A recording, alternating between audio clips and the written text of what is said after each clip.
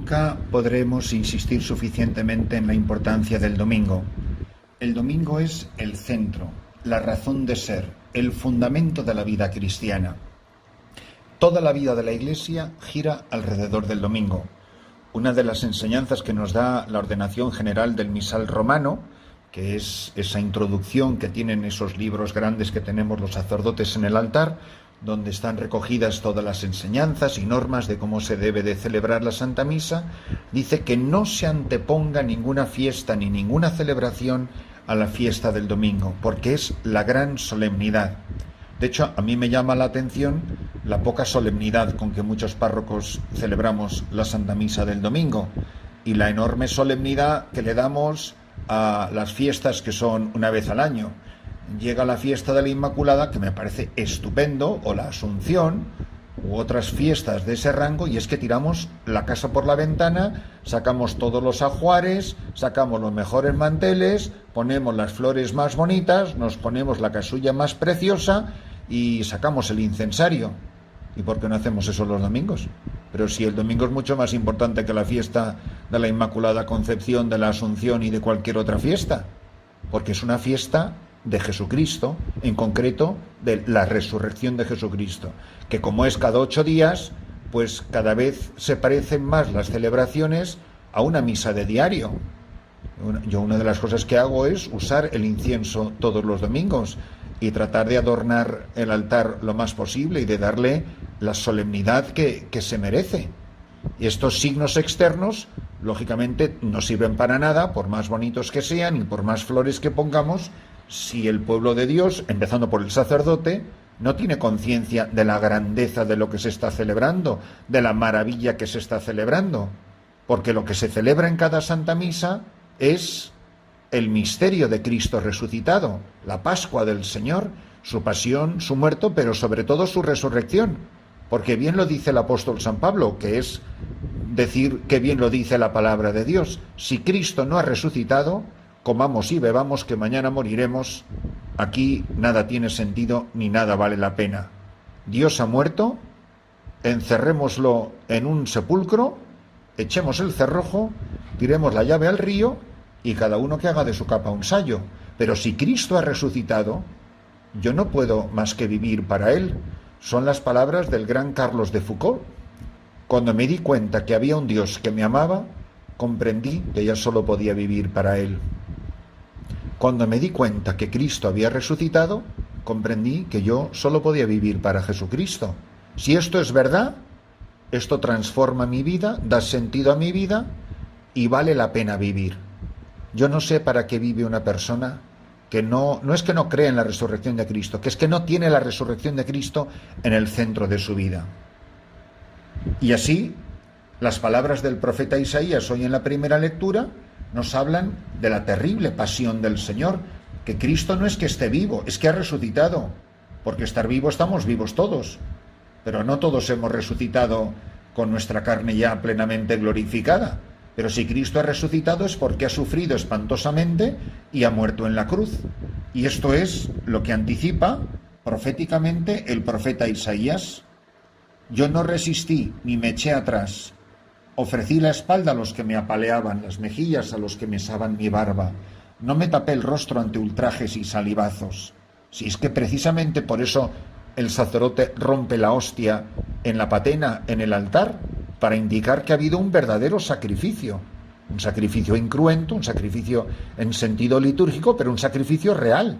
Que el cuerpo de Cristo en la Eucaristía se rompe como se rompió el cuerpo de Cristo colgado en la cruz. No me tapé el rostro ante ultrajes ni salivazos, el Señor me ayuda, por eso no sentía los ultrajes. Por eso endurecí el rostro como pedernal, sabiendo que no quedaría defraudado. Tengo cerca a mi defensor. ¿Quién pleiteará contra mí?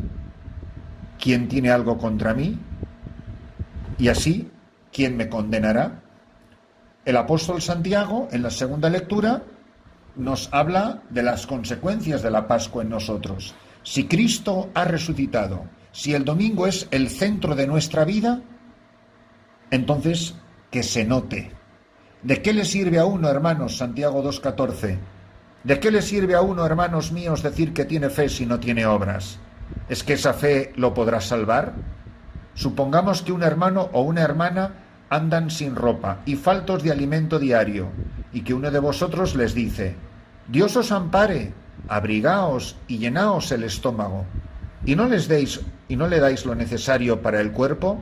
¿De qué le sirve? Esto pasa con la fe. Si no tiene obras, por sí sola está muerta. Alguno dirá: tú tienes fe y yo tengo obras. Enséñame tu fe sin obras, y yo por las obras te probaré mi fe. Que se vea, que se note el testimonio. Que nos dejemos de tanta religión de bla, bla, bla, hablar y hablar. Creo que me estáis oyendo todos estos días predicar de lo mismo. Hoy, en estos días me preguntaban una señora: ¿cómo me recomienda a mí que le ayude al marido de mi hija para que se haga católico? Le digo: testimonio. ¿Qué ve tu yerno en tu vida para que se quiera hacer católico? ¿Hay algo atractivo? ¿Hay algo que le llame la atención? ¿A él le parece fascinante tu vida? ¿En qué es diferente tu vida de la de tu vecina? Porque si somos igualitos que los demás, excepto que vamos a misa los domingos y decimos unas oraciones en casa, no creo que eso le atraiga absolutamente a nadie. ¿Cuánta gente no se convierte en Calcuta? Las monjas de la Madre Teresa no se pasan la vida diciéndole a la gente: conviértete, conviértete, conviértete, echando sermones. Muy al contrario, las hermanas misioneras de la caridad rezan después de la comunión una oración del cardenal Newman que dice: enséñanos a predicar sin predicar, no con nuestras palabras, sino por lo atractivo de nuestro testimonio. Lo que dice el apóstol Santiago: ¿de qué le sirve a uno, hermanos míos, decir que tiene fe si no tiene obras? ¿Esa fe lo podrá salvar? Supongamos que un hermano o una hermana andan sin ropa y faltos de alimento diario, y que uno de vosotros les dice: Dios os ampare, abrigaos y llenaos el estómago, y no les dais lo necesario para el cuerpo. ¿De qué sirve? Esto pasa con la fe. Si no tiene obras, por sí sola está muerta. ¿Que crees en Jesús? ¿Que el domingo es el centro de tu vida? ¿Que crees que Cristo ha resucitado? Que se vea, que se note. ¿Qué haces para que la gente se entere? ¿En qué se nota que llevas cara de domingo de resurrección? ¿En qué se nota que llevas cara pascual? ¿En qué se nota en que llevas la gloria del resucitado escrita en el rostro y en el testimonio de tu vida? Y por último, en el pasaje evangélico de hoy, de San Marcos 8:27, en aquel tiempo Jesús y sus discípulos se dirigieron a las aldeas de Cesarea de Felipe. Por el camino preguntó a sus discípulos: ¿quién dice la gente que soy yo? Ellos le contestaron: unos Juan Bautista, otros Elías, otros uno de los profetas. Él les preguntó: ¿y vosotros, quién decís que soy? Pedro le contestó: tú eres el Mesías. Él les prohibió terminantemente decírselo a nadie y empezó a instruirlos. El Hijo del Hombre tiene que padecer mucho, tiene que ser condenado por los ancianos, sumos sacerdotes y escribas, ser ejecutado y resucitar a los 3 días. Se lo explicaba con toda claridad. Entonces Pedro se lo llevó aparte y se puso a increparlo. Jesús se volvió y de cara a los discípulos increpó a Pedro: quítate de mi vista, Satanás, tú piensas como los hombres, no como Dios. Después llamó a la gente y sus discípulos y les dijo: el que quiera venirse conmigo, que se niegue a sí mismo, que cargue con su cruz y me siga. Mirad, el que quiera salvar su vida la perderá, pero el que pierda su vida por mí y por el Evangelio la salvará. Un amigo mío, que es obispo capuchino, como un obispo capuchino en Etiopía, tiene esta frase que a mí siempre me ha hecho pensar muchísimo. Yo nunca la había pensado así. Dice: ser cristiano, él lo dice sobre todo de los misioneros, no es solo dar la vida, no es solamente partirte la cara por Jesucristo, es perder la vida. Y cuando a él le preguntan: pero tú, él lleva unos 38 años en Etiopía, ¿tú qué haces aquí? ¿Tú por qué estás aquí? Y él siempre contesta: yo he venido a perder la vida por Cristo. El cristiano es una persona que vive todos los días perdiendo la vida por Cristo, que me quitan la vida.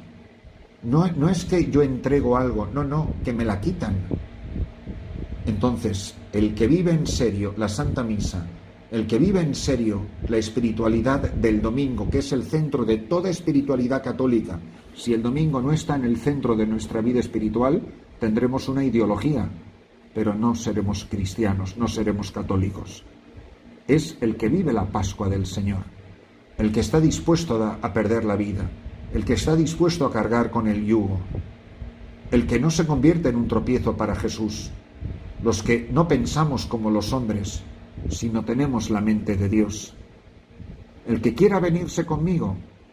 ¿Cómo se sabe que uno está viviendo el domingo? Porque se ha ido con Cristo, porque ha cargado con su cruz, porque le sigue, porque está perdiendo la vida cada día, y por el Evangelio, por Cristo y por el Evangelio. Tú eres el Mesías, tú eres el que tenía que venir al mundo, tú eres el resucitado, y yo, que he encontrado el sentido de mi vida, cuando me di cuenta que tú estabas vivo, que estabas resucitado, que tú me amabas, comprendí que mi vida solo tenía sentido cogiendo mi cruz, ungiéndome a tu yugo, perdiendo la vida y entregándola por ti y por el Evangelio.